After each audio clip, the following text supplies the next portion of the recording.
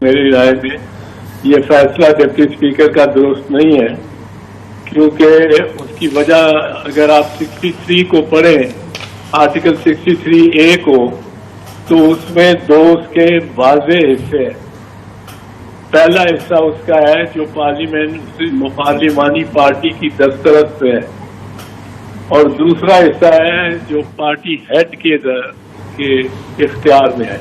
और ये इसलिए है कि इसमें एक विजडम है कि पार्लिमानी पार्टी बेहतर फैसला कर सकती है, और इस केस में 10 के 10 पार्लियामेंट्री पार्टी ने यूनानिमसली परवेज इलाही के हक में फैसला किया।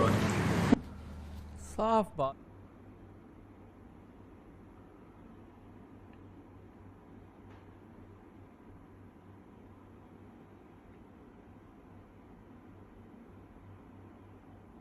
मैं एतजाज़ अहसन साहब की बात से पूरी तरह मुत्तफिक हूँ।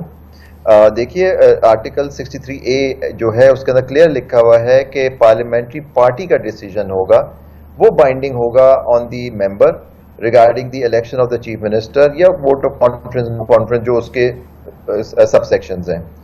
उसके अंदर अगर वो बात वहां से पहुंचती है कि अगर वो पार्लियामेंट्री पार्टी के उसकी बात को नहीं मानते, फिर पार्टी हेड का नाम इस्तेमाल हुआ है आर्टिकल के अंदर कि वो फिर उसके अंदर वो कार्रवाई करेगा, वो लिखेगा स्पीकर को, वो जो उसका बाकी तरीकाकार दिया हुआ है आर्टिकल 63A में।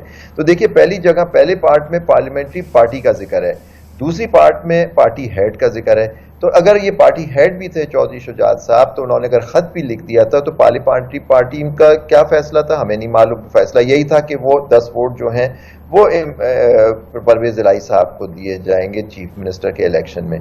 तो उनको खारिज करना डिप्टी स्पीकर का, मैं समझता हूँ ये फैसला कानून के मुनाफी है, अनकॉन्स्टिट्यूशनल फैसला किया है डिप्टी स्पीकर ने।